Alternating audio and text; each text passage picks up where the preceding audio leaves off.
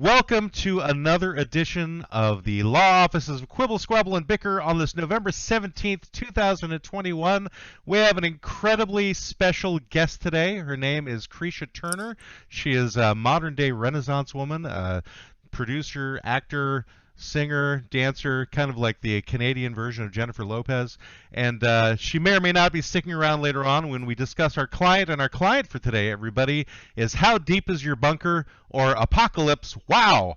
Behold, trapped in a hellscape of their own invention, socially unaware old white men bound by the pretense of being fake lawyers yet knowing no law, no exquisite Latin terminology, they are inexplicably compelled to quibble over minutia, squabble over triflings, and bicker like those who value their backyards far too highly without even knowing the difference between an easement and an alleyway. At this very moment, you have entered the heart of the Law Offices of Quibble, Squabble and Bicker. Let's get started.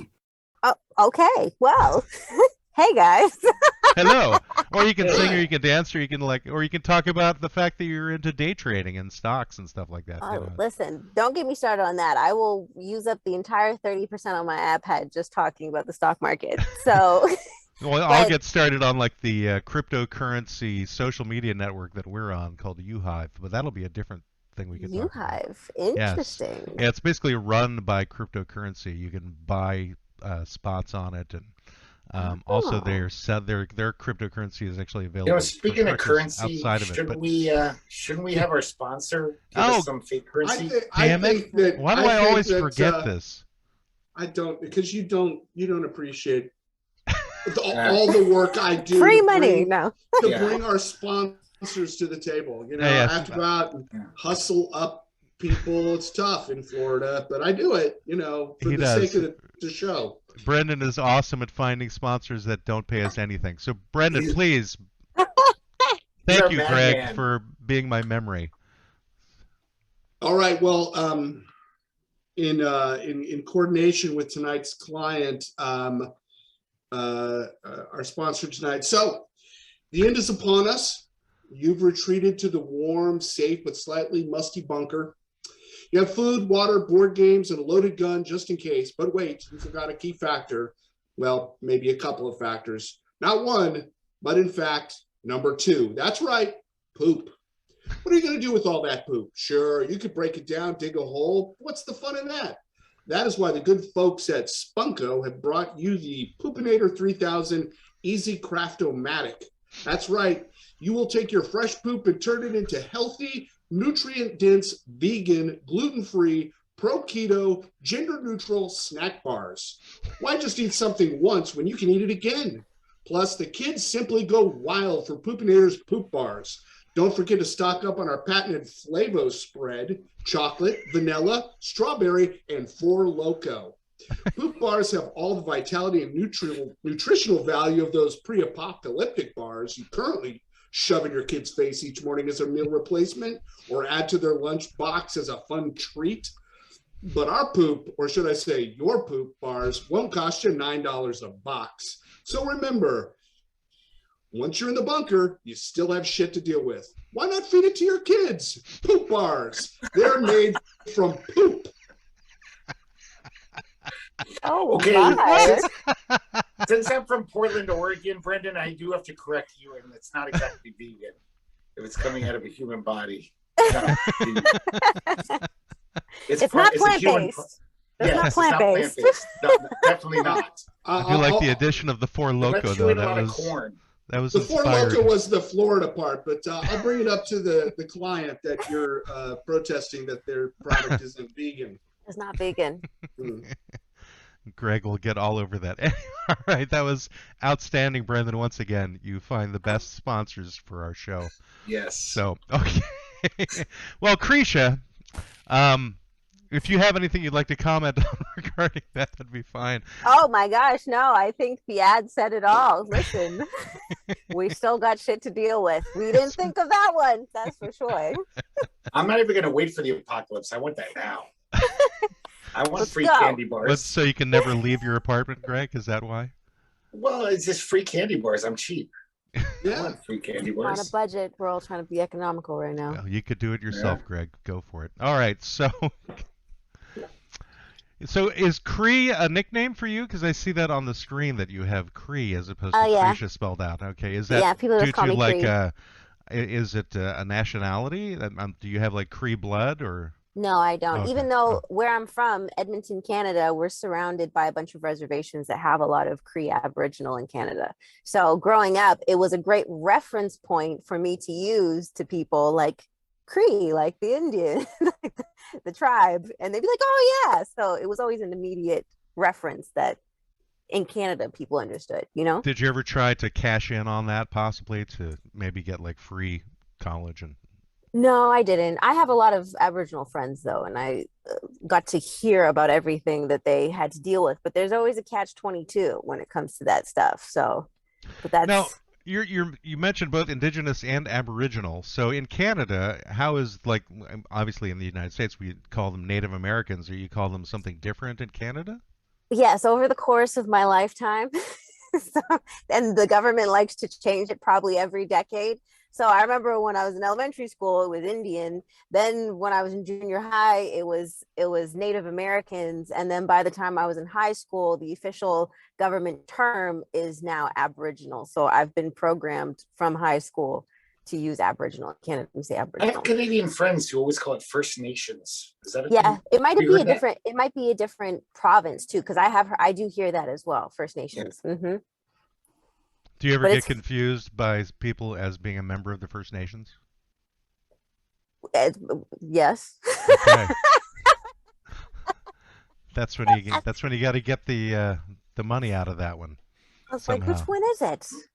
Because you look this way. But yeah, yeah, it's funny the technicalities, and you don't want to offend anybody, so you're kind of like, oh, okay, let me say Is that. there a large Jamaican community in Canada? Oh, what? Absolutely. I don't know. I don't listen. know. I will teach you. So, and just not to go into too much of a spiel, but I always tell people that Canada is a nation of immigrants. Canada has multiple of the largest populations outside of their origin country. So, Toronto, Canada, has the largest Jamaican population outside of Jamaica, and Vancouver has the largest Chinese population outside of China. Whoa. And I hear Toronto has the largest Filipino population outside of the Philippines. Yeah, Is that true? no, because Canada is like I said, it's a nation of immigrants. Everybody is from somewhere, or their parents were from somewhere, and everybody's still very closely connected with like their motherland, whatever their motherland is. But we have the Statue of Liberty that welcomes them. Do you have a thing like that in Canada? No, we don't have that. Bring us your poor. They have the monolith of liberty, Greg. No, Bring they us your have, poor, your swarthy. don't they have like a big Paul Bunyan thing? Maybe that's a West Coast thing. Oh, I don't know. They have the maple Paul leaf Bunyan's of not liberty. Canadian. We get free maple syrup and ketchup chips. That's what we get. Ketchup No. chips. Like they make chips out of ketchup, like they freeze dry it or something, or Oh, you don't know about ketchup chips? No. Enlighten No. us, please. I So don't- it's like salt and vinegar chips, uh, but the flavor is ketchup. oh, you mean like potato chips? Yeah, like Ketchup Oh, flavored oh, potato oh, chips. oh. Okay. Well, Yes, I've heard of ketchup ketchup. flavor. flavored potato I've heard of chips. ketchup flavored potato chips. I thought you were like actual ketchup chips, like they take ketchup oh, we call and it. they we call dry it ketchup out chips. and they turn it into chips or Oh, something. That's no. the stuff that sticks on the rim of the ketchup bottle, that nasty thing. Oh, like a little crust, and they turn it into a whole like baked chip. It's Could like be a buffalo thing. chips, It's this a similar thing, It comes out of the end of a buffalo. You No, find that's- like no, a that's living, breathing different. ketchup bottle, and it comes out of the end of a ketchup bottle. And there you have your chips, Greg.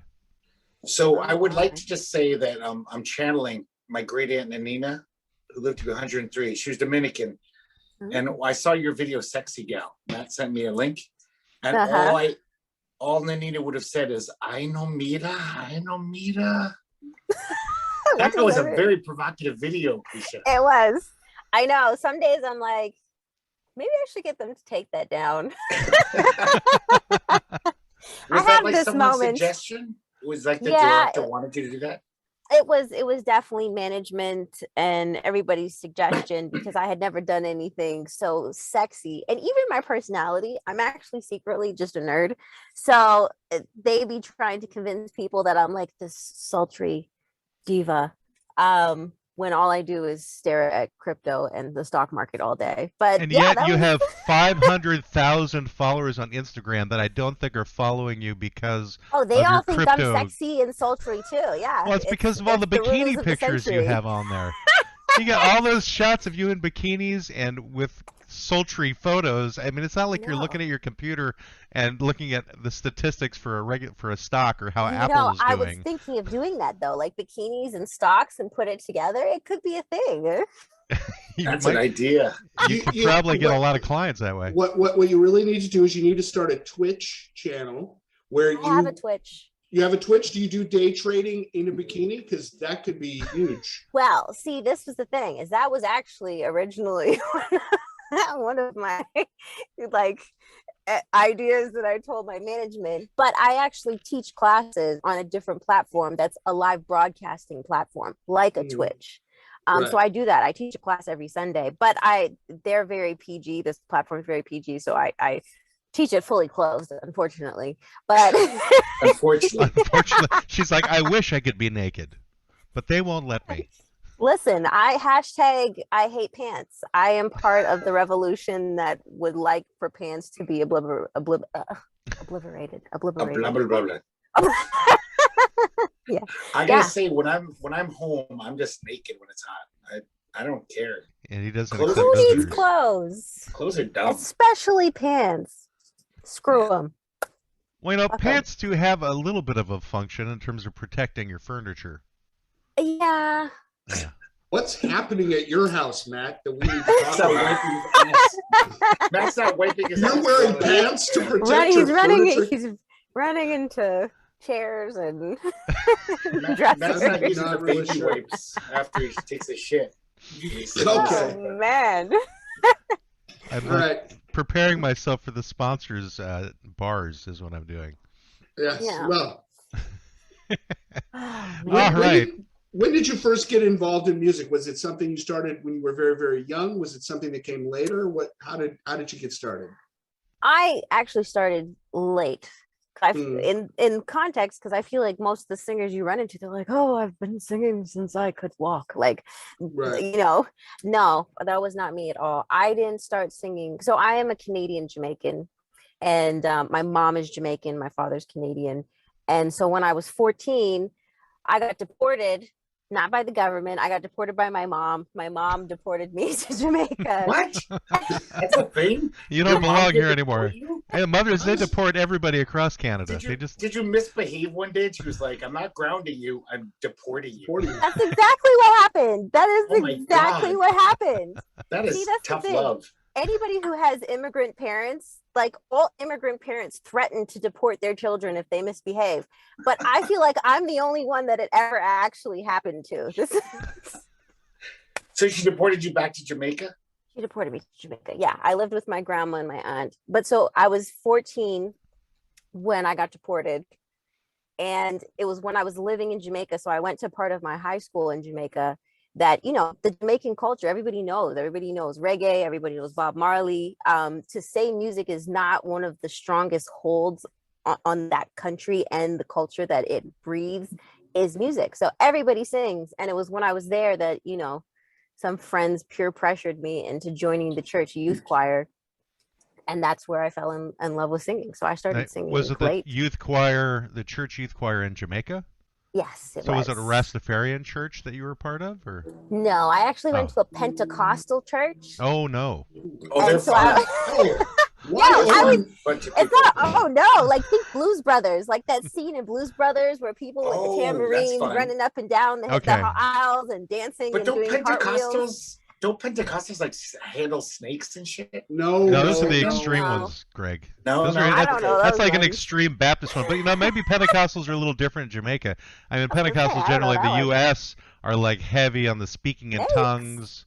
Right. That type of thing. They speak in tongues in Jamaica. They're about that stuff too in Jamaica. Yeah, no, that's sort of the key thing. Now, when they speak in tongues in Jamaica, do they speak it in a Jamaican accent, or is it some other unintelligible accent?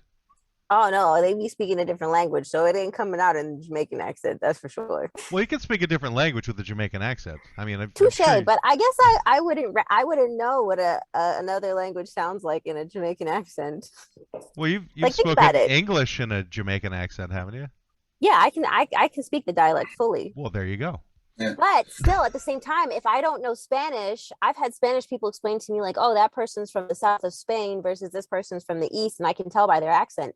To me, it all sounds the same. Do you know what I mean? Yeah, I hear you. I think speaking in tongues, Matt, in Jamaica sounds like bomba da bomba bomba da bomba da bomba da bomba dang a dang dang Exactly. Really? And do they have blue Yeah, moons that's all. there, Greg, as well? Did They you don't have did you normal ever moons? speak in tongues? Did you ever find the spirit in you and you wanted to speak in tongues? No, I didn't. I 'Cause you're did love the singing? singing though. Well, it's Yeah. not, but yes, because I'm saying I don't know. Everybody has their own experience, but for me, I will say that the reason I felt in love with singing that way, or in general, is, and I always give this analogy. So before I sang, I was a dancer. So I went from the time I was 4. My parents put me in like tap and modern and jazz and all that other kind of stuff, and I was part of an African dance ensemble. So as a dancer, you know the power of music because it makes you want to move. Like you can't explain why you want to move this way, you just do. And so when I was singing on the choir in Jamaica, and to see the reaction, especially from a Pentecostal church, which is over the top, people start speaking in tongues, people start screaming, and people start dancing. And I just remember the awareness of understanding that for the first time in my life, I was the action that caused the reaction, because I was part of this choir we were the ones singing, we were the ones creating this music. And to me, so even within this extreme behavior, yes, it's not typically how an audience would react, but it was still part of this like euphoric understanding of like, yeah, like I am the catalyst that caused this in some kind of strange way, if that Well, I makes think sense. I get it. So basically, you had like control over the audience, and that was like addictive for you a little bit. But and then also the understanding that like through my emotion I could evoke somebody else's emotion, or through my sincerity in what I was singing, or you know what I mean, like there's so many different elements, especially when you're singing emotional songs in church, that you know, for whatever phase you might be in your life, that connect more than the other. But it's just an overstanding of, yeah, like the emotional connectivity and power that music has, and to be the one singing it. Yeah, there's nowhere that you can really, I think, honestly, having been to Pentecostal churches and other African American churches here in the South over the years, there's nothing that you can't not be moved by the crowd and the music and the whole thing. It's just no way you couldn't unless you're a robot. That's why there's not a lot of big singers coming out of Lutheran churches, Matt and Greg. You know, that's just there's not that same level of Episcopalian. Big singing energy at the Mormon singers, the Mormon Tabernacle Choir. Well, that's a different. The Tabernacle Choir is a different vibe. It's a different. Yeah. It's a whole different thing. But yeah, it's more emo. And they wouldn't let Jamaicans into that choir anyway. I don't think they would. I mean, Greg, you were raised Catholic, right, Greg? Yes. Okay. Was there a lot of singing and dancing that you felt motivated by at a Catholic church? No. Exactly. Yeah. I remember growing up Catholic, and my friend's father took me to a black church for the first time. He said, "You got to go to church with us on Sunday." And I'm like, "Okay." And I went, and I was blown away. I couldn't believe it, because my other religious experience had been, you know, and this vampire coming through the crowd, and I'm like, what is all this? A vampire? What? And the incense, that nasty incense. Yeah, it's terrible. It's scary as hell. Yeah. Because you were raised like Irish Catholic, Brendan, is that it? Yeah. Okay. Yeah, I don't have those experiences, having been raised by Jews. And I was Italian, Hispanic, Catholic. Italian, Hispanic, Catholic? What? Yeah, both my parents grew up Catholic. Oh, interesting. So when did your mother decide to bring you back? I mean, did you pass some sort of test, or did she just forget about you and she was like, oh no, I got in trouble in Jamaica again, and then I got Wait, what kind of trouble? You seem like this wholesome person. What kind of trouble are you getting into to first be deported to Jamaica and then get deported back? Did you try to like assassinate the president of Jamaica or something? Like, what are you doing? She like said something bad about Bob Marley. They're like, no, you got to go. I can see getting deported out of Canada to Jamaica. I have to understand how you get kicked out of Jamaica. She like stole Jimmy Cliff's beer or something. Me saying deported is by my family members. Like official government personnel. Like, so it's, and I actually was a great kid. Like, I was a major honor student. I listened. I grew up scared shitless of my mom. So mind you, the first time to get deported to Jamaica, I actually broke my first rule. So it wasn't even like I did anything extreme. My mom just does not play. My mom was like, and that's why Could you tell us what it was? What was it? What was the transgression? The transgression was no boys in the house without parents home. Oh. And that was in both Canada and Jamaica. They were the same transgression.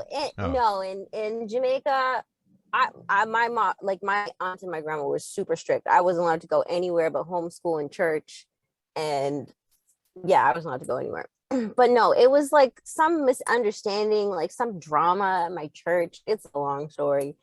But it, like, to me, I didn't even feel like it was my fault. But nonetheless, it put my aunt under stress because there in Jamaica, the churches have like a hierarchy. Like, I feel like in America, churches aren't really like that, but you have to remember Jamaica's the third world country.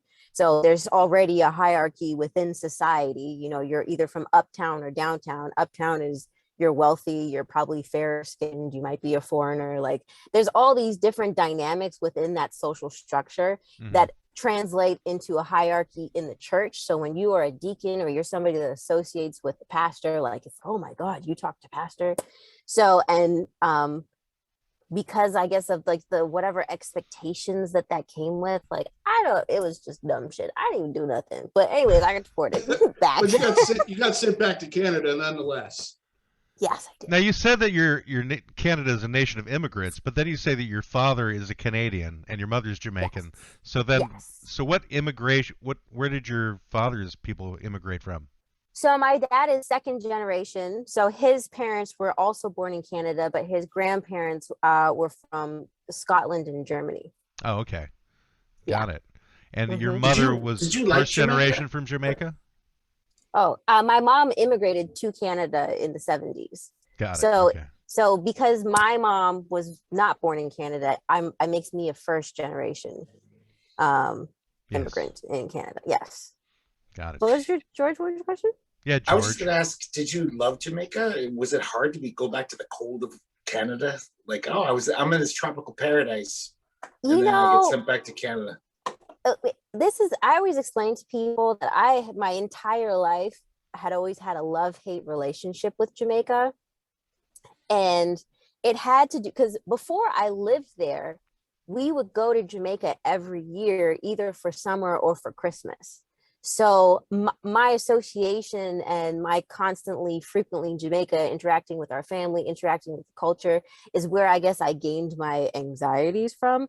I have social anxiety, but I'm great at managing it. We'll help you. Thank you.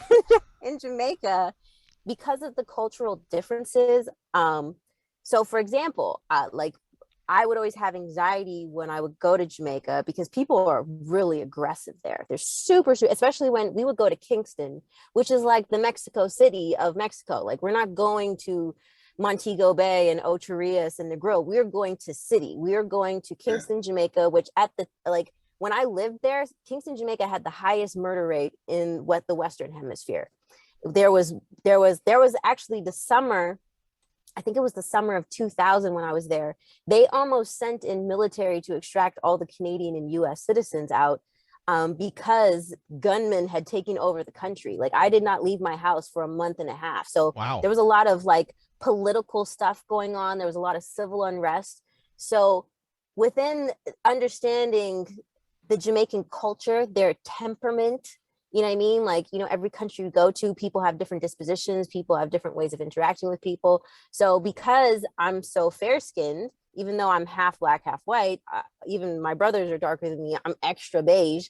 When they see me, they automatically are like, okay, she's a foreigner, she's wealthy, she's privileged. So automatically I'm a target. People like I remember when I moved there and I didn't understand why people just hated me. And I'm here like this happy-go-lucky Canadian. Like, it's probably because your color is the same color as the walls of most apartments. Yes, that's exactly what it is. You have to call your next album Extra Beige. That's your next album title. Extra beige. That's a Jamaican accent. We say extra beige. Yeah. Now, are you allowed to use that accent? I mean, I understand that you're half Jamaican, but you were raised in Canada.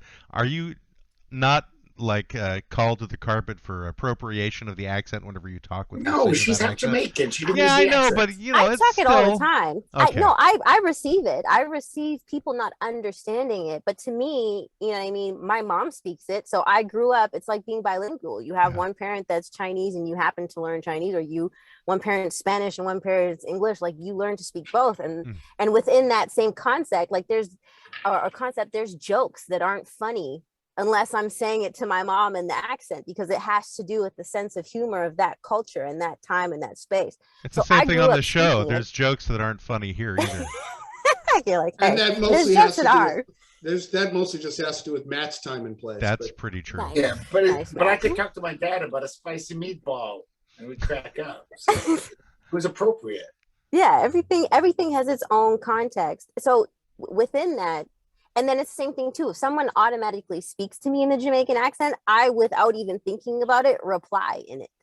You know what I mean? So that's the thing, is like I can talk both ways. But coming to America, I did find that when I would switch back and forth, people were so confused by it. And I remember even people saying that like I was a Jafaican. But to me, within the concept of how I was raised, just naturally going back and forth, like to me, I didn't understand how it was any different than being bilingual, you know. And especially go ahead. No, go ahead. I was just going to make a bad joke, so go ahead.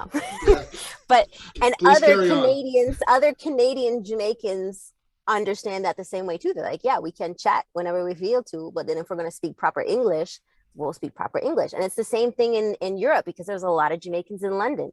They will speak in the British accent, and when they drop, they'll start chatting Jamaican. So to me, the fact that they didn't understand that, I was like, what's your problem? Like, what? I don't, you know, but I understand that it, you know what you've experienced and what you've grown up in. So just the duality is not as common within, I feel like, the American society than it is per se in countries that are more used to the concept of, I don't know if I'm saying this right, because America's used to mass immigration, but I feel like other countries, when I travel to them, they encourage you to identify with your heritage or your culture, while in America, they want you to throw away your culture and just be American. Does that make sense? Yeah, basically you have to Jafake it till you Jamaica it. That was the joke I was going to do before. Thank you, Matt. I had to get it out of my system, though. So. Well, America's the melting pot. We want everyone to melt into this American fondue. Maybe. Greg, where have you gone? He's gone. It's gone black.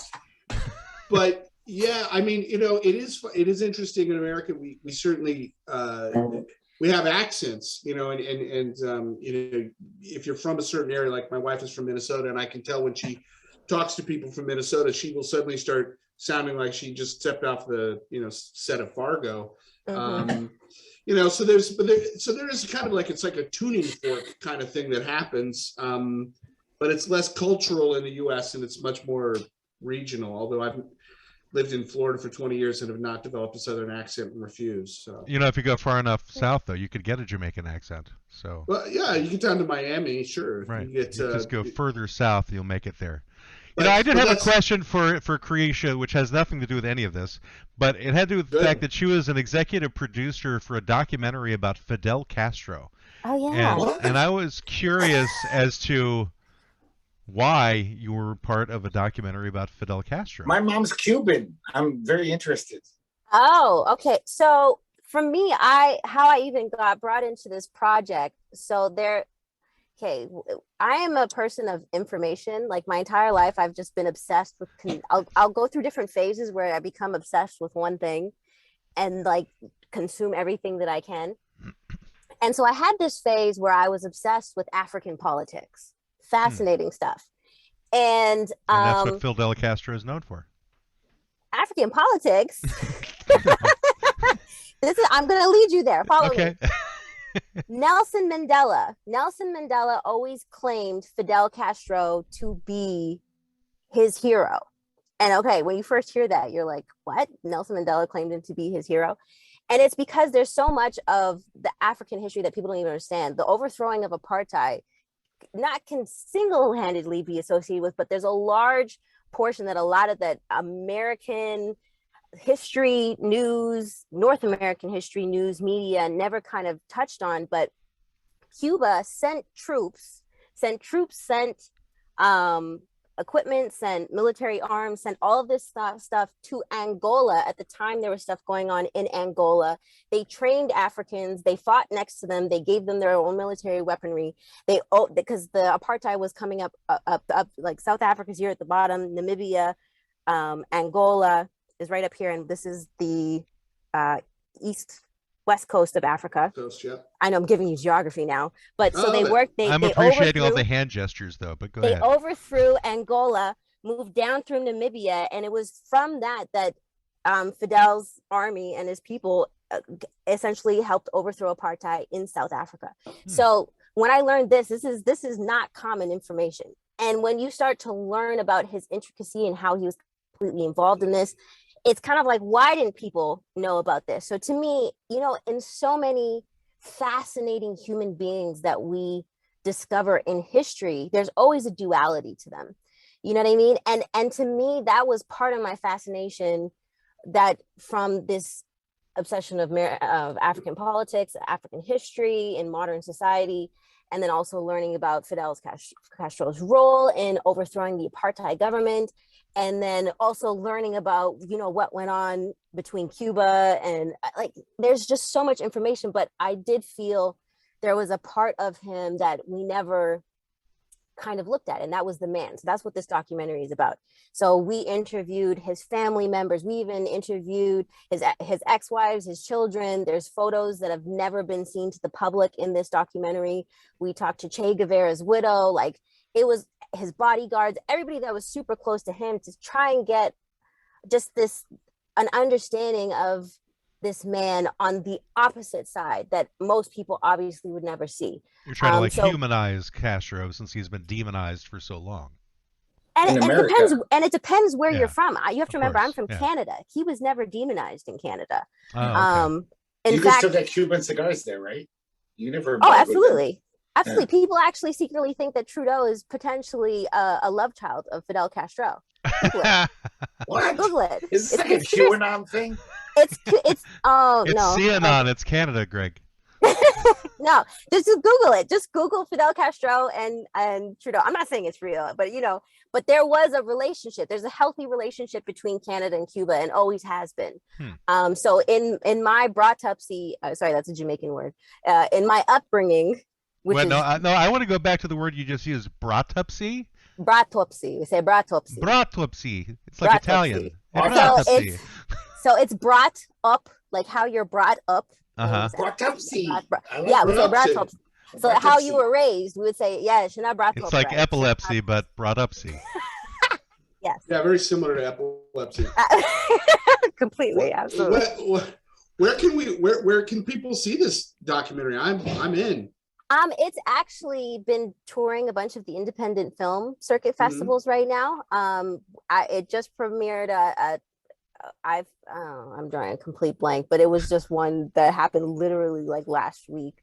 And then after we finished, because once you get a bunch of different film festivals, it adds value to it, and then you try to sell it. So once we sell it, we hope to sell it to a platform that I could be able to say hey, go to, I don't know, Amazon and view this doc, or A&E's, gonna do it. But it's not sold yet. We're still doing film festivals, so got it. Stay tuned. I want to see that. So did you know this in your research, Kreesha? Do you know that Fidel Castro tried out for the Yankees before he became the leader of Cuba? And just how weird it is, alternate history-wise, if he was a better baseball player, Cuba might have been a very different country. Wow. He would have just been a Yankee. He really did. He was really It, good at baseball. it would be weird for Fidel Castro ever to be called a Yankee. Yes. That would be super weird, Not Yankee, go especially home. with his militants and the way when you start to, that's fascinating. Yeah.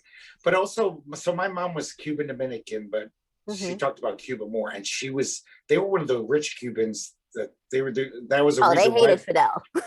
Yes, she did. And she was so liberal in her politics about everything else. I was Democrat liberal, but when it came to Fidel Castro, he was the devil. And even as a teenager, I'd be like, but mom, he's an autocrat. He doesn't let free press, but it's better than Somoza, because that guy was a fascist and he let everyone starve. So Fidel, I have always had the soft spot, even though I wish he'd like democracy a little more. But he at least feeds the people and gives them medicine as much as he can. When we put the embargo on them, they couldn't do shit. They were couldn't like, do shit. Yeah, but he tried at least. Yeah, Somoza didn't give a shit about the poor. He's just let them die. Talking about Somoza or Batista? Oh, that's what I meant to say, huh? Oh. Batista, sorry. The guy before. I knew you meant the guy before. That is Greg giving us alternate history by having somebody who's actually a pastry running the country before Castro. Drunken History. It's like that TV show Drunken History. That's so funny. That's why I did it though. Fidel is a fascinating human being. And like I said, for people to not know that he played a massive part in overthrowing the apartheid government. Yeah. And it was after a bunch of I'm going to go into a whole history lesson, but I was going to say, essentially because the ANC had a lot of communist ties. The African National Congress had a lot of communist ties. So I can understand how Fidel would be connected to it to some extent. Yeah, but then there's also the point that this was also a point in time where there was a slaughtering of teenagers by the apartheid military. Literally, can we do that here now? Is that possible? No, can we stop have a this. slaughtering of teenagers? I think they are doing that in America. That's right. It's all Columbine. Essentially, it was genocide that was occurring, and America literally told the United Nations to not interfere and that it was none of their business. So while all of the other countries were being told by America to not intervene in this genocide, like Cuba was like, "Oh, fuck y'all, I'm gonna go help these people." What time frame was that? So I believe in 1974, in 1974, June 16th, which is called Youth Day in South Africa, is when something like 5,000 high school students took to a peaceful protest in the streets and left the school, and the apartheid government sent in the military guard and they gunned them down, unarmed teenagers in their suits, and slaughtered like over 600 of them. Wow. So the world, even though the press was not that massive, the United Nations countries were like, this is ridiculous. Like, what is happening? And they wanted to send in aid, and the U.S. said no, and Fidel said, "Yeah, let me go help these people." Makes sense. That's a horrible story. Well, I hate it is a tragic story. I think we could talk to you for approximately 3 to 10 hours. Oh yeah, I can talk about all kinds of things. Because you're fascinating. I really love the depth of this conversation. I can talk about that for 5 hours too. Oh man. But there's a reason you're doing podcasts and what have you. There's something you're promoting. What is it that you're actually promoting that we never got to? Oh, music. I have music coming out in 2020. Do you? After in 2020, my 5 year, you're having music come out a year ago. I meant to say 2022. I just saw a bunch of twos in my brain. 2022. And I've been on a 5-year hiatus. I haven't released anything since 2015. That was Sexy Gal, wasn't it? The last Yes, that was Sexy Gal. And then I went and minded my own business. I went and fucked off and minded my own business and and started, becoming obsessed with stocks. So, but yeah, music, once again, it's back in my life. And so you're going to have a new album coming out in 2022 or just one song? At least an EP. No, we're at least doing an EP. And sometimes when I'm just going to I've started making music, and whether it stops at an EP, which is 6 songs, or makes its way all the way to an album, which is like 8 to 10 songs, we shall see. Will it be like a Swedish accent this time, or? I was thinking a Taiwanese accent. Yeah, that'd be good because that's like political now. Because China's going after Taiwan. You might want to actually put that in play. Actually, I have Chinese in me. Maybe I should do a Chinese accent instead. It could make sense. No, Taiwanese would be better because you want to Yeah. you're the underdog in that whole fight. But we have reached basically the halfway mark. I recommend you stick around at least through the cooking segment, Ben. You I can have certainly 2% left, so I'm going to sit here. Okay. But you know where I'm going Yeah. if the 2% we'll cuts take out. you we'll take you through that, and because I believe that the cooking segment was specifically was done for you today. So what's happening here? I don't know. It is I'm correction. expecting some inappropriate accents right now. I'm a little worried. probably. No, I'm not going to do it. Brendan's jib No, from limbo. Matt. What? Star Trek Aquaman? I don't know, man. That was No, a no, weird That word was salad. something you were supposed to see, but I think we just lost her. No, Is that your she's fan here. fiction? I'm here. Okay, Is that your fan fiction? yeah, She's that's right there. that's what it is. It's fan fiction. All right, here we go. Food is for eating. Can you hear it? Food is for eating. Food is for eating with Waspy Soda Pop. How do, You can everybody? see I that. hope you're having a great time. This is Waspy Soda Pop with Food is for Eating, and we have today the most simple jerk chicken you can make. So here's how you do it. 2 teaspoons of allspice. That doesn't mean you get every spice you have. Allspice is its own thing. So 2 teaspoons of that. 2 tablespoons of brown sugar. Not the song. It's actually sugar. Come on. Stay with me. 1/2 teaspoon of cumin. 1/4 teaspoon of cloves. 1/4 teaspoon of cinnamon. 1 teaspoon of salt. 1/2 teaspoon of freshly ground black pepper. 1/8 teaspoon of cayenne pepper. 1 tablespoon of canola oil. And 1.5 pounds of boneless, skinless chicken breast. Now, here's what you do with those chicken breasts. You pull them to the left. You pull them to the right. You got to do it fast in what we call a jerky motion. Pull it again, whack it against the countertop. That's how you get your real jerk chicken. Anyway, then you combine all the spices, brown sugar, oil in a small bowl. You preheat a skillet or a grill to high heat. You rub the spice mixture over the chicken breast. You can layer the spice mixture on the chicken as thick or thin as you like. Should be enough to cover about, 4 large chicken breasts, 1.5 pounds. That's in the ingredients. Weren't you paying attention? Anyway, place the spice rubbed chicken breast on the hot grill in your skillet. Cook for about 4 minutes on each side until the exterior is very deep, dark brown, and the inside is no longer pink. Then you want to remove from the heat and let it rest for 5 to 10 minutes. Let the juices soak in before the cutting. And then make sure that you insult those chicken breasts when they come out. You tell them who's boss. You tell them they don't look good. You tell them they look fat in those pants. You do all sorts of things. Because you know what? If you're going to make jerk chicken, you got to be a jerk. Anyway, this is Waspy Soda Pop. See ya.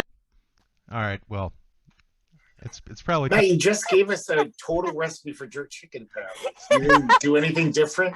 It may be Why time is to he yelling retire at that us? segment. He's got issues. Oh, I'm Yeah. sorry, Waspy did, not you. I misspoke. I'm like, I feel Anyway. attacked.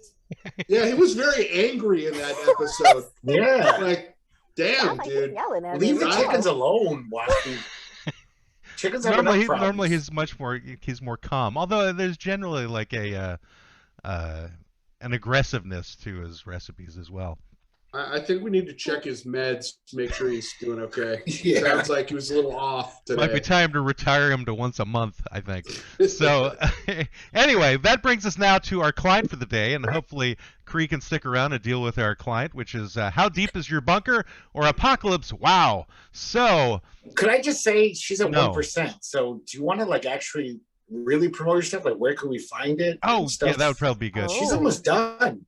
I do have to say that I went to the link for your KreeshaTurner.com, and it goes to a link tree, and there's about 3 or 4 of those that don't work. So I just thought you should Is there? consider. Yeah, like the Instagram one, I think it said something's wrong, and then the shopping one, I couldn't see stuff to buy. And, Oh yeah, my shopping one is we pulled that down because I'm designing new stuff.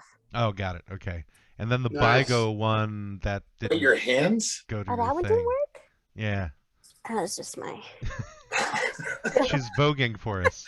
Yes, under. Yes. Okay, I'll go check that. Thank you. I did Sure. not know. But But So- what's the Having name of said the that- documentary? What's the name of the music that's going to be coming out? Where can people find your stuff? I don't know what the music's gonna be called. I still gotta make Extra it. beige. Actually, extra beige. Extra beige. Extra beige. Extra I do beige. have one song that we know is going to be a single that's called Private Island. So that will probably be a tune that's out. But as for the name of the EP, I don't know. It's going to be fly though. But you can find all of my stuff anywhere, KreeshaTurner.com. So KreeshaTurner, and that's Facebook / Kreesha Turner, Instagram / Kreesha Turner, everything / Kreesha Turner. There's a lot of slashing going on. Backlash. She's also going to be Backslash. doing a horror movie soon as well. It sounds Yeah, like a she's waspy with the be chin. one of her over 500,000 followers on Instagram, one of her over 300,000 followers on Facebook, and her 5 followers on Twitter, and and listen to her stocks as well. But yeah, and KreeshaTurner.com, and everybody should know Kreesha is spelled Kreesha, and Turner is spelled Turner. So together, Like Tina Turner. add That's a right. .com on it. Right, it's Tina Turner. But the S has a $sign line. through it. Adopted child. There's no $sign. No dollar cents. She's not Kesha $1 Turner. sign. She's Kreesha No. Turner. Yes. All right, so we're dealing with apocalypse today. So, there have been a number of apocalypses that we've kind of avoided over like the centuries, the millennia, one of which was an ice age from about 10, 20,000 years ago. There was like a deep freeze where Well, a lot of people astronauts didn't went survive that, Matt. Right. But, yeah, obviously, there are many things that we didn't, that No, but many a lot people of didn't survive. apocalypses, someone will survive during any apocalypse, but it's a lot of devastation. So, Well, it depends if you're It's talking like the about end of the an world. apocalypse or the apocalypse. So which apocalypse are you Oh. talking about, Greg? the Pentecostal one. The Pentecopolis apocalypse? I mean, are we talking about the apocalypse? Or are we talking about, historical things where, meteors hit and dinosaurs disappeared? I mean, those aren't really apocalypse. When I think of apocalypse, I think of, whatever. Zombies. The rapture, zombies, Yes. exactly. Or the A big meteor hitting the Earth. Yeah, and Coronal mass ejection frying everything on the planet. oh, that's a great movie with Nicolas Cage. Wasn't that him? Yes. Yes. I don't know. What? I don't know. Did she say Which movie? cornholes frying everybody in the United States? What? Yes. If you've Yeah, not that's heard, exactly if you've not heard of the cornhole apocalypse, it's really a niche sort of thing, and that's where people start playing cornhole, the game, with the boards and the sandbags, Yes. and then everything goes bananas, and the cornhole things come to life. You need to tune into QAnon more, Matt. Are the cornhole bags made of plutonium? Is that what Yes. happens? Yes, and they come to life, and they're like, it's like The Thing, like the John Carpenter one, and they're running around, and it's a horrible. The way you horrible did that, it thing. made it look more like the Thing from Adam's Family, though. Yeah, that's a Oh, we different lost thing. Cree. That's too bad. Her iPad must have died. Yes. She went Yeah. down. So anyway, it was nice to have you, Thanks. Cree. She was a lot of fun. I enjoyed her. Okay. Yes, Matt. I'm sorry I interrupted. So you were saying, there's been many apocalypses. Right, but And we the were trying SH. to define, because this was the client that you came up with, which is Yeah, an but the Black apocalypse. Death. Bubonic plague. They thought that was the end times. It was like 2/3 of Europe was dead. And if you think about it, I mean, COVID has killed about as many people as No. No, Yeah. Oh. well, I mean, as a percentage of the Percentage. total population. not a percentage. I'm talking about in terms of the amount of people, Yeah, not yeah. the percentage. Really, has it? The population. Heart attacks. Only 500,000 people died a million people died in the bubonic plague. I don't know. I don't know I think exactly those. how many. I think those numbers are off. I'm probably wrong with my information. Yeah, no, it's not the same. So bubonic plague did about 50 million people in a year. Yeah. Oh, I was gonna say. Yeah. And there was That's- less people then. I was looking at something else. There was That's less a- people then. So That's that was a lot of people. That's a lot of people. That was like, look to the left of you, look to the right of you. They'll be That's dead like- here. Skippy woke up and everybody in the house was dead. Yeah. Skippy. Skippy, Skippy. the 13th century kid, Yeah. Wasn't cobbler, Skippy like cobbler's the son.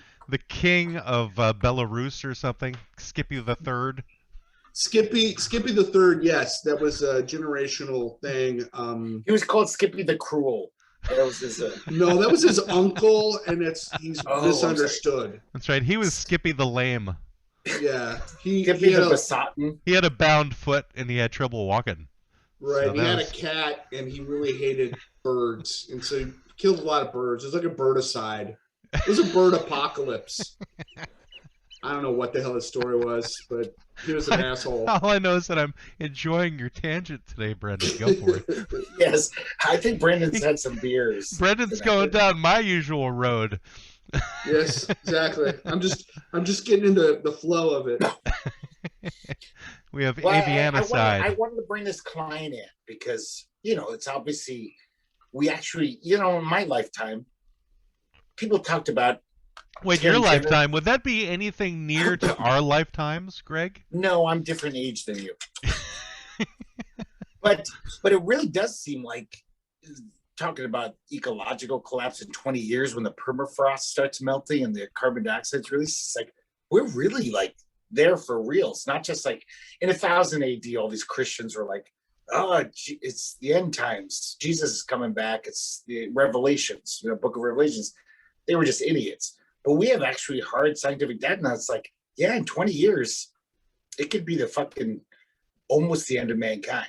Like, some people will live, obviously. There'll probably be some stragglers, but it's a thing. Well, I think that comes to like how deep is your bunker. So if that does happen in 20 years, how deep would your bunker have to be to avoid it? I saw this thing and you can check this out. It was like on Yahoo News or Google News. I don't know. It was on my phone.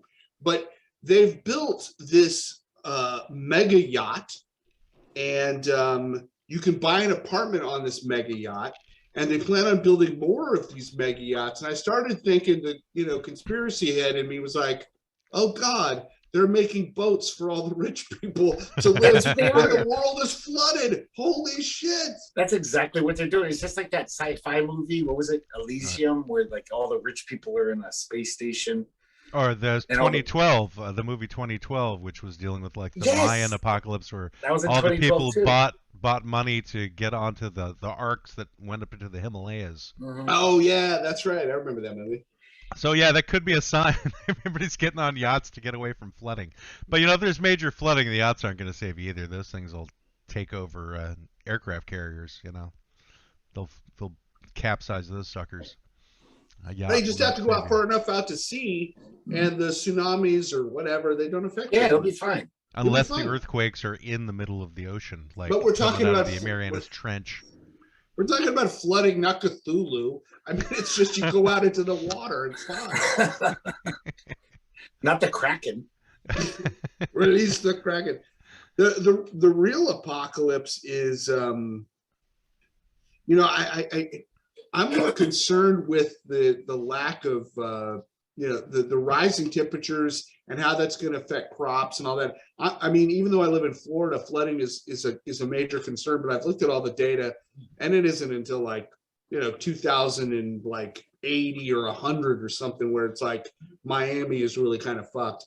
But in other parts where it's arid already, I really think that we're going to see food riots, and I don't know. I think it's going to be something different before the rich people need to float out in their big yachts. I think we're going to have to break up the poor people killing each other over rice. When do you see that happening? I don't think it's that far out, man. Maybe 20 years. Like the entire agricultural system is just going to shut down? Well, I know that there was a thing I was reading about in India. There was had to ration the rice or something, and it was like a mass starvation event. There was just people who were just unable to get to the rice because whatever, they didn't have a bike or something, whatever the fuck happened, and so they were just dying. There was just people starving in India. They didn't even have a skateboard to get to the rice? No skateboards, nothing, man. No little razor scooter. Fuck, they were screwed, man. They could just walk to the rice. I always thought like a weird apocalypse that I've never seen a science fiction writer talk about. It's like an apocalypse of the soul, if you will, even though I'm an atheist. If you will. If I will. What if like in 30 years, like just our brains change where like people don't even care about other people. And it's just like, oh, you can murder someone if you want to. Who cares? It's no biggie. And that would be a horrible apocalypse. Like, because I already see people's brains changing in my lifetime where it's like I don't even understand half the people in my country what they're saying. So if You it don't gets to the understand point because where you don't understand English anymore? What are you talking about, Greg? no, I don't Are you understand speaking metaphorically? I don't understand their Look, you can get on any one of a number of unethicalness. apps to learn how to speak Spanish, and then you can speak with the other half of the population. No, but I think it's everywhere. It's not just America. It's just like I always thought that would be the worst apocalypse if like just what if everything was fine? There's no ecological disaster, no nuclear war, but it was just okay to kill someone if you felt like it. I mean, like the Purge? Kind of like that, but yeah. You actually think that's going to happen? Like that's a realistic scenario for you? I don't know. After the past 5 years, I don't know where people's brains are going. Well, people are just randomly killing people and thinking it's okay. They're not now. They're not now. Right. So it's like, where is this coming from your mind? Like, what portents are you seeing in your tea leaves, Greg, that see this particular apocalypse happening? What it was is like seeing how every generation like condemns the next generation. Like all these, like, you know, in the 60s, it was like these hippies, they're just complete hedonists and they're evil, basically. They're like just fucking and like, what if like when we're old men, like the young generation is just like, oh yeah, if you don't like someone, just kill them. Don't be lame. That's whatever, old man. I killed that that was guy. Past cultures when they, you know, like the Inuit would send out their elderly out on ice floes. And, yeah. No, that was smart. I'm Easter all for Island. At what age do we get sent on ice floes, Brendan? You're going to be sent on When are we going? Soon. I think once I start really having trouble controlling myself downstairs, you can put me on an ice floe. That'd be fine with me. So as soon as Downstairs? you're incontinent, whenever you can't like control your pee, it's like send me away. Yeah, that's probably a good rule of thumb. I mean, you know, if I'm still contributing and I just have to wear a diaper, maybe. But, or have a catheter. But chances are I've probably lost other facilities at that point. You know what I thought was a good like apocalypse different take on it was Children of Men. That was when they stopped being able to have kids or something? Yeah, like that. I think, you know, although I don't have any reason to think that would happen, but I could see that almost more realistically happening than Greg's Purge. No, I know this Purge scenario where it's like, you know, the just the constant chemicals and whatever, and people start becoming more and more, you know, not fertile or whatever, and suddenly. Well, you know, I was watching a recent episode of John Oliver. I think it was a few weeks ago, where he did a show about certain chemicals that are created by DuPont and 3M that are literally in everybody, like. 99% of the population that was tested had these chemicals in them. This is the stuff that they make Teflon with. Yep. And you know, in certain parts of the country, that is much higher than others, and has caused a number of defects and mutations within individuals. And the fact that 99% of us have it, and this was a study that was done across the country and in other countries. That's a little bit distressing. Yeah, there's a great documentary. I forget what the hell the name of it was, but there's a great documentary that takes that John Oliver segment and does 2 hours on it, and it'll blow your mind. Like I was like Captain, like no stick, no problem, and now I'm like, oh God, no. But it's too late. Just don't scrape it with a fork or knife. What's too late? Be careful. It's too late to like decide, oh, I'm just not going to use Teflon. It's already in you. That's my point. Right. Got it. Yeah, I mean, because, you know, the fact is it's a really handy thing that they created. You know, if you've ever like ruined a cast iron pan, you understand the benefit of Teflon. But at the same time, you aren't necessarily told the bad parts of Teflon. You know, Kreesha mentioned the zombie apocalypse, and that might seem like, you know, fantastical for who mentioned it? Kreesha. Oh, I thought you said Christian, and I was like, huh? Sister Christian. That's what I call her. Sister Christian all the time. There's an apocalypse right there. You guys probably know this thing, but there is a microbe, or I don't even know what it is, but it infects ants.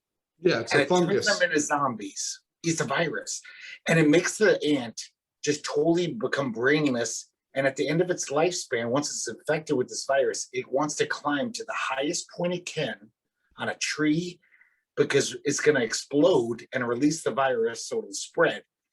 And I was like, that could be a real zombie thing. Like, what if that happens? It spreads to humans somehow. Yeah, no, it's a fungus. It's not a virus. Fungus. It's a fungus. Thank you. Sorry. And it's a cordyceps, and it's a particular type of fungus, and they affect ants. The reason that the ant crawls up to the top actually is so that he will be eaten by a sheep, and then when the sheep eats the infected ant, the spores from the fungus go into the shit of the sheep. The sheep shits out the fungus spores, and then the ants get infected by the shit. But we eat mutton sometimes. My real question here is, why do you know so much about this, Brendan? Because he's a homeschooling dad. Yeah, I know, but he knew the name Cordyceps as being the ant or the fungus. He's a teacher. But certain things don't get retained, Greg, even though you're teaching people things. Two things. One, I'm a big fan of fungus. That's a T-shirt. I'm a big fan. I buy kind of a mushroom fungus sort of health product that I put in my coffee in the morning. It's great. It has cordyceps in it. Now, going back to and why this will connect is my son, before he left for the Navy, Rourke, came down and he saw this and he's like, "Dad, are you eating this?" I'm like, "Yeah, I put it in my coffee in the morning. It's supposed to be good for me. I don't know." And he goes, "It's got cordyceps in it." And I'm like, "Yeah, cordyceps. Fuck yeah." And he's like, there's a video game, Greg. I forget what it's called, The Last of Us or something. It's a zombie apocalypse video game. It's very popular. I think it's called The Last of Us. And that is the zombie apocalypse. It is a fungal infection, a cordyceps kind of thing. So that's why my son knew about it, because he's like, he was telling me that's what's in this video game, and you're eating zombie mushrooms, and then then the running joke around the house was I'd wander around in the morning going until you have your fungus. And for those who really want to know, it's Ophiocordyceps unilateralis. That is the zombie ant fungus. Yeah, there's several of them though. I think they're Latin. Yeah, I think there's a couple that do different things, but yeah, the ant one's pretty famous because it literally takes over the ants for brain, central nervous system. They don't really have really a brain, perhaps, and then it drives the ant around doing its bidding. Super creepy, but yeah, we had a space fungus. I don't know. Yeah. I was always terrified of just like a meteor hitting Earth, like just the fact that everything would end. Like Earth was cracked in half. Like, because I'm a misanthrope. I'm kind of just always pissed off at humanity most of the time. But we've created some great things. Like we've created the Ramones, and we've created I think the Ramones created the Ramones. We've created Mad Max Fury Road, our civilization, and it's like, I don't want that just to be gone forever. The whole universe will never know of these great things Earth created. We're just done. We're just I remember watching a movie a number of years ago. It was one of those apocalyptic movies, but it was essentially a nuclear war. And the last survivors were on a submarine, and they're all trying to make their way to Australia because that's like the one place from here left. To eternity? I can't. No. On the beach. On the beach. The Australian one. It wasn't an Australian movie. It had like Armando Asante was like the main character, and I forget. That's not On the Beach then. And I remember there was somebody else, and essentially it was, they're all trying to get to Australia before nuclear winter gets there. But it turns out, by the time they get there, nuclear winter had reached every corner of the world, and everybody dies at the end of this movie. And I'm like, wow, this is probably the most depressing movie I've ever seen, where you suddenly realize that nothing mattered. Nothing matters at all to our planet if everybody dies. Every piece of human accomplishment, every great work of art has absolutely no meaning whatsoever if everybody's gone. Yeah. And And it was on the beach, which is a 1959. No, it's a different movie. He's thinking of something else because on the beach. This might have in been Australia, it might have been a remake of it, but on the beaches they're in Australia waiting to die. Like they're like, because Australia's far away, so they're like, oh, the radiation's going to get here soon, so we're all going to die soon. It's definitely not From Here to Eternity. No, that's the one with Sinatra. But no, I'm pretty sure it's that movie. But no, anyway. I think like I said, I think it's a remake. Yeah, it is. It's a remake of On the Beach that came out in 2000. So I haven't seen that one. It was made. It was a TV movie. So I thought a good apocalypse movie was Finding a Friend for the End of the Universe with Steve Carell. Finding a Friend for the End of the Universe or the End of the World. Oh, I haven't seen that one. This one. It came out like last few years. Yeah, Steve Carell and I've been meaning to watch it, but I haven't watched it. What's the shtick of it? It's there's a meteor coming, and they've tried everything and there's nothing they can do, and the world is going to end in X amount of days. Yeah. And Steve Carell does a great performance as this just Steve Carell character where he's like an insurance adjuster, and he's just living out his last days, and everybody's losing their shit because the world is going to end and there's nothing, absolutely nothing anybody can do about it. And so he's still kind of going to work, and people are like just crying in the office and losing their mind. And anyway, it ends up being kind of a romantic comedy. And I'm not generally a fan of that genre, but this one is. I want to see that so bad. Did you guys hear about the asteroid that almost hit Earth a couple of weeks ago? Yes, I keep track of that. Yeah, it was an asteroid about the size of a refrigerator. Yeah, came within 1,800 miles of Earth. That wouldn't do much, though. That wouldn't really fuck us up. No, refrigerator size, it's going to burn up mostly in the atmosphere. But there was another one about, I want to say 2 or 3 months prior, that was much bigger. It was like the size of a skyscraper. Still not enough to probably end life on the planet, but right. Yeah. It would have to be really, really big. What I'm reading here is that for an object to be considered dangerous, it has to measure at least 460 feet in diameter.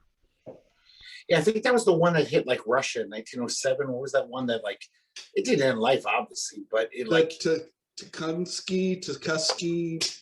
Yeah, it kicked up so like not it was Sandusky. That was a different apocalypse. The whole world was like darker for 2 years. Like it was like that crater, it kicked up so much shit. So it's like all these other apocalypses that we cause, like ecological, nuclear. And it's like, I always thought as a little kid, I was terrified of this. And I always thought I would vote for any president who that's his main platform. Like, we have to have a better space program to be able to knock these fucking asteroids out of the sky. Space Force. That was not Donald Trump's vision for Space Force. Well, there are many ways we could all die, I think. And, I think the biggest problem we'll have is like when we find out the vampires are real and they decide to finally just take over and kill everybody. That's not going to happen, ever. There's no fungus that turns you into a vampire, Matt. How do you know there aren't actually vampires in existence right now? I started watching that show. That turns an ant into a blood-sucking ant. What We Do in the Shadows, that's a great show. That's another one. That is pretty hilarious. Oh, God, that show is pretty funny. I love that show. I just started watching it like a couple of nights ago, and I'm like, well, how have I missed The Yes. Office? The Office meets vampires. Yes. Yeah, it's like The Office, Parks and Rec meets werewolves and vampires. Definitely. Yeah. But, it has a vampire in that show, which is called like an emotional vampire. And back in the early days of the internet, when there were a lot of like news groups and things like that, I was a member very briefly of a vampire group of people who thought that they were vampires. And I knew one of those guys. They shortly kicked me out of their group for making fun of them. But prior to me asking them questions they didn't like, I found out that there were these guys who thought they were emotional vampires. Like they could go into a room and they could drain the energy out of a room I'm like, yeah, that's just because you got a shitty personality. Yeah, I'm like, that's not because you're a vampire. that's not supernatural. You I've seen silly that person. happen. And other people like tell about like how much blood they could drink before like they would cause them to vomit and stuff like that. I'm like that's not a vampire. That's just you pretending to be one. This is not real, people. How do you... Anyway, and that's when I realized that for legitimate sake that people are nuts and they have things going on in their heads that you will never know what that is. No, but in Tucson, I worked at a bookstore with a guy named Guillermo, and he was very functional. He did a great job. That was your first tell right there is Guillermo. Guillermo. That's the name of the character in the show, isn't it? Exactly. I think it is. He's my favorite character, actually. I love Guillermo. But this Guillermo, I didn't love so much because he was kind of annoying because he really thought he was a vampire. And sometimes I would ask him, like, so Guillermo, I mean... Who turned you, Guillermo? Are you going to live forever? And he really thought he was. He would just totally tell me, not insane, with an insane gleam in his eye. He'd be like, oh, yeah, I am. I'm going to live forever. So you should have tested it on him. Well, it's like put a cross on his forehead. Can we find Guillermo and have him on the show? We should probably. And he was very goth. He was a goth guy, and his house was so gothy. Like all of his silverware was like bone. It looked like femurs, like his fork. It's not silverware, Greg. It's boneware. Yeah, it was boneware. It was boneware. He had like these fancy forks and knives that were all like look like bones, like femurs and whatever. Was that a Soundgarden song you just did, Brendan? Yeah. Boneware. What's the matter with your bone? Yeah, I don't know. I love the energy vampire on that show, though. The fucking accountant guy. He's everyone's favorite. Colin is... Robinson. I mean, actually, my favorite is the British guy because I loved him on the IT Crowd. I can't get enough of that guy. But you got to see The Toast of London if you love that guy. I saw that. I wasn't as big of a fan of it with him. Oh, I loved it. I thought you would like that because it's all non sequiturs and nonsense. Sometimes it can be too much non sequitur or something. You do want some strain of something you can follow, for it to go. Okay, let's. What is your worst apocalyptic fear? What's the one you worry about? You stay up late at night about? I don't worry about any of them. The only one that has the slightest amount of concern for me is the potential supervolcano going off a couple of miles away from here that is triggered by like the San Andreas Fault and and then like all the other volcanoes go off. Yellowstone going up massively and just wiping out the West Coast. That's the only one that I have some slight amount of concern for because it's about 300 years overdue. So it's like it was supposed to happen about 300 years ago. So that's a legit one. I'd say the meteor thing is one for me. Like, I feel like if the meteor was coming, they wouldn't let us know until it was probably too late. Because they don't want all the panicking to happen where people are like, I don't know what to do. Yeah, they don't want to panic, so they're like, It's like, how deep is that bunker? Right. Well, they could send Bruce Willis up there.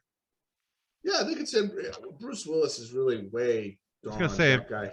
Affleck might still be old enough to be able to be sent up. Yeah. But I think Willis by that time. Steve Buscemi, maybe. Well, I mean, Shatner just went into space recently, and he's 90, so maybe they're not too old. But he could blow up an asteroid. Let's just put Bezos and Musk and Branson all in a giant space dildo and just shoot them at the fucking thing. And even if it didn't work, all of us would have the satisfaction of knowing that they blew up. And then we'd all die. And it'd be cool. I'd be for that. Even the giant space ark that they're building secretly in Area 52 for all the rich people. Send this giant space ark. Area 52, Greg. Is it? Oh, I'm sorry. That's the bar. Area 51. There's a bar in Portland, everyone, called Area 52. So there used to be a bar called that, but yeah. But that would be great if all those people in the space ark were like, oh yeah, we're the rich people are gonna escape this apocalypse. And it's like, actually, no, we're gonna send you at this asteroid. We're gonna just shoot you at the asteroid. Yeah, because this is a giant. Did you call it a disasteroid, Greg? That's a great name. I didn't, but that is good. That's just an asteroid. It's a disasteroid. That's a movie title. Disasteroid. Yeah, It's I can like see that on Sharknado. Shudder TV. Yeah. Mhm. On Sci-Fi That's Network. right. After Sharknado 7. Starring William Shatner. I think last year my wife and her sister like watched all the Sharknado movies during Halloween, just for the heck of Brilliant. it.